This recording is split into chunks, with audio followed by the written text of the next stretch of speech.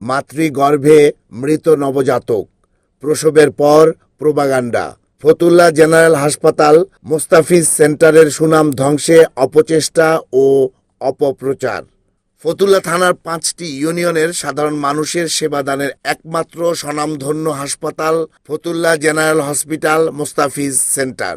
দীর্ঘদিন এর সুনাম, খ্যাতি ও উন্নত চিকিৎসা সেবায় ঈর্ষান্বিত হয়ে কিছু কুচক্রী মহল হাসপাতালের সুনাম ধ্বংসে সামাজিক যোগাযোগ মাধ্যমে অপচেষ্টা ও অপপ্রচার চালাচ্ছে। এরই ধারাবাহিকতায় গত 21 ফেব্রুয়ারি সকালে রাজিয়া নামে একজন প্রসূতি মুমূর্ষু অবস্থায় হাসপাতালে ভর্তি হলে হাসপাতালের কর্তব্যরত ডাক্তার মাতৃগর্ভে মৃত নবজাতকের কথা উল্লেখ করে রোগিণীর অভিভাবকের কাছ থেকে রিস্ক বন্ডে স্বাক্ষর নিয়ে রোগিণীর চিকিৎসা শুরু করে এবং রাজিয়া মৃত সন্তান প্রসব করে। মা রাজিয়া হয়ে ওঠেন সুস্থ। আপনি কি সন্তুষ্ট কিনা যখন আপনি এসেছেন এখন পর্যন্ত? আপনার কি কোনো কিছুতে মনে হয়েছে কিনা যে না আপনাকে কোনো গাফিলতি করা হয়েছে? আগে অসুস্থ ছিলাম, এখন আপনি হাসপাতালে আগে সুস্থ হয়েছি। ঠিক আছে, তো দোয়া করি আপনার সামনে আরো। আপনার তো আসার সময়টাও আমাদের এখানে যে সময় ইন করছেন ওই সময়টা তো আপনি খুব খারাপ অবস্থায় আমাদের হাসপাতালে আসছিলেন। আমরা এটা নিয়ে অনেক সময় আপনারা জানেন যে অনেক ঝামেলা হয়েছে আপনাদের পেশেন্টের, আপনাদের সাথে না হইলেও বাইরের লোকজন আসা অনেক ঝামেলা আমাদেরকে করছে। হ্যাঁ, আপনি তো অনেক সিরিয়াস অবস্থায় আসছিলেন, আপনার বাচ্চা এক জায়গায় ট্রায়াল দিয়ে আসছিলেন, হ্যাঁ লং টাইম আমাদের এখানে আসছেন, তো আমরা তো আপনাদেরকে সেবা দিয়েছিলাম জরুরিভাবে। হ্যাঁ, যে বাচ্চাটা আউট করা তো প্রয়োজন, খুবই জরুরি, তো আমরা সেটাই করছি।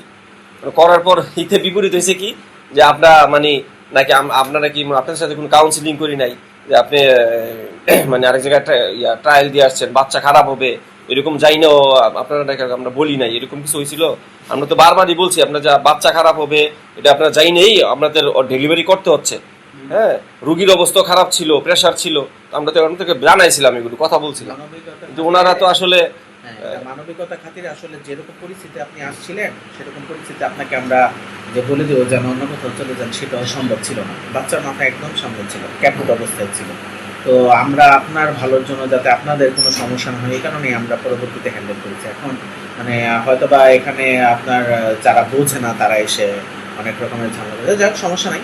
তো মেইন কথা হচ্ছে গিয়ে ওগুলা আমি ওসব জায়গাতে যাবই না। আপনি সুস্থ আছেন এটাই বড় কাম্য, আপনি সুস্থ থাকবেন ব্যাস, পরবর্তীতে আপনি বুঝাইতে পারবেন ওনাদের যে যা তোমরা করেছো এটা ভালো করো।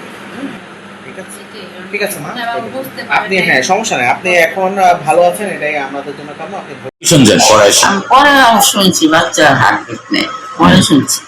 এটা কি বাচ্চা হওয়ার আগে না পরে শুনছেন? বাচ্চা হওয়ার পরে শুনছি। এই কথা ডাক্তার কার কাছে বলছে? আপনার ছেলের কাছে? আমার মেয়ে আসছিল আর ছেলে আসছিল। বাচ্চা রোগী দুজন সিরিয়াস, তাই আপনি সই দিলে আমরা ধরবো। এখন আমাদের বলছে যে সই দিতে, আমি বলছে আগে বলছে যে তার স্বামী কোথায়, আমি তো স্বামী আসে না, আসতে দেরি হইতেছে। এখন এরা বলতেছে তাড়াতাড়ি করাবে, তাই আমি সই দিচ্ছি। এই স্বাভাবিক বিষয়টিকে অস্বাভাবিক করে তুলতে এবং হাসপাতালের ভাবমূর্তি ক্ষুণ্ণ করতেই একটি দালাল ও কুচক্রী মহল সামাজিক যোগাযোগ মাধ্যমে প্রোপাগান্ডা চালাচ্ছে। 21 ফেব্রুয়ারি 2026 তারিখ সকালবেলা আমাদের ফতুল্লা জেনারেল হাসপাতালে রাজিয়া 34 বছর বয়সী একজন ফিমেল আসেন। তিনি যখন আমাদের ইমার্জেন্সিতে আসেন তখন আমি তাকে অ্যাটেন্ড করি। তখন তার এক্সামিনেশনে আমি জানতে পারি সে তখন লেবার পেনে ছিলেন। এক্সামিনেশনে আমি তার প্রেশার পাই তখন 180/100। ডপলার আল্ট্রাসাউন্ডে ফিটাল হার্ট রেট পাওয়া যাচ্ছিলেন না, তখন আমি ম্যানুয়ালি ফিটাল হার্ট রেটটা চেক করি। চেক করার পর দেখলাম এটা ফেবল ছিল। পরবর্তীতে আমি তার কাগজপত্র চেক করি, সেখান থেকে আমি জানতে পারি সে প্রাইমি গ্যাভিটা 38 উইকস অফ প্রেগনেন্সি, সাথে লেবার পেনে ছিলেন, সাথে প্রি এক্লাম্পসিয়া ডায়াগনোজ ছিলেন। এই সময় সে কন্টিনিউয়াসলি ল্যাবেটালন 3 বেলা করে পাচ্ছিলেন। এই অবস্থায় এক্সামিনেশন চলাকালীন সময়ে তার একবার খিঁচুনি হয়। খিঁচুনি হওয়ার সাথে সাথে আমরা ম্যানেজমেন্ট শুরু করে দিই এবং পেশেন্ট পার্টির সাথে কাউন্সিলিং করি। কাউন্সিলিংটা ছিল যে এই মুহূর্তে বাচ্চার হার্টবিট একবার নাই বললেই চলে, বাচ্চার সম্ভাবনা খুবই কম। আমরা মার অবস্থা আশঙ্কাজনক, আমরা চেষ্টা করব মাকে বাঁচানোর জন্য। এই মর্মে তারা যখন কনসেন্ট পেপারে সাইন করেন, রিস্ক বন্ড পেপারে, পরবর্তীতে আমরা প্রসিডিওরে যাই। প্রসিডিওর যাওয়ার পর অ্যারাউন্ড 7 AM তারা আমাদেরকে কনসেন্ট প্রদান করেন। তারপরে আমি প্রসিডিওরে যাওয়ার পরবর্তীতে এপিসোটমি দিই, দেওয়ার পরে বাচ্চা 15 মিনিটের মধ্যে ডেলিভারি হয়ে যায়। এর পরবর্তীতে বাচ্চা যখন ডেলিভারি হয়, এটা স্টিল বার্থ ছিল।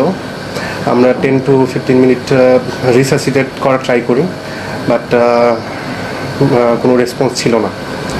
না, ওনাদের কিছু ভুল ছিল, যেমন উনি একজন প্রি এক্লাম্পসিয়ার পেশেন্ট ছিলেন। তার আগে অন্য হাসপাতালে যে ডক্টর সে দেখাইছেন, সেটা আগে ওইখানে ডায়াগনোস করে তাকে অ্যান্টিহাইপারটেনসিভে রাখছিলেন। তাকে বলা ছিল, কিন্তু সব কিছু জানা সত্ত্বেও সে একজন মূলত প্রি এক্লাম্পসিয়ার পেশেন্ট, 34 বছর বয়স।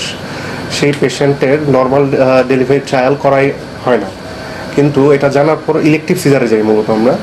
কিন্তু এটা জানার পরও তারা বাসায় 5 থেকে 6 ঘন্টা ট্রায়াল করার পর আমার এখানে আসেন।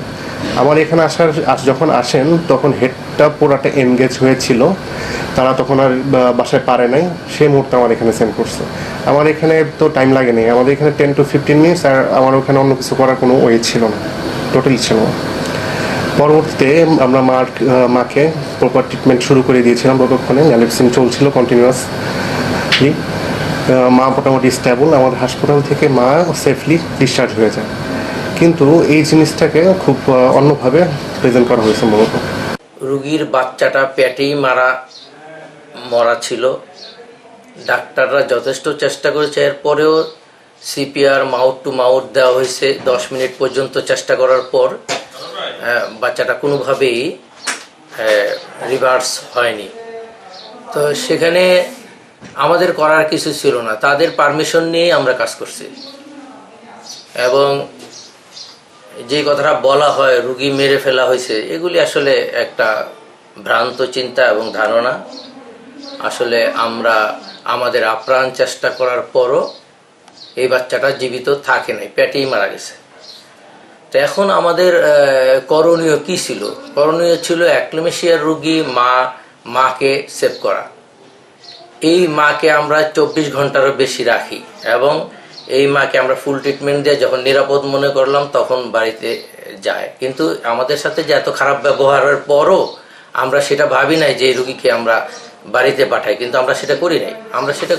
আমরা আমাদের কাজটা আমরা করছি, কারণ আমাদের কাজটা এই জন্য করতে হয়, ডাক্তারদের বা হসপিটালের সমস্ত এই ধরনের প্রতিষ্ঠানের কাজই মানুষকে সহযোগিতা করা।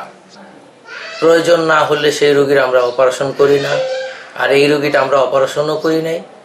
এটা নর্মাল একটা ডেলিভারি ছিল। তারপরে আসার 15 মিনিটের মধ্যেই কাজ শুরু হয়ে যায়। ওদের সাথে কন্ট্যাক্ট হওয়ার পরই সেটা ছিল একটা এগ্রিমেন্ট করা, যেটা আমি দিয়ে দিব যে তাদের সাথে আমাদের একটা এরকম কথা ছিল যে বাচ্চা বাঁচবে না, মাকে আমরা চেষ্টা করতেছি।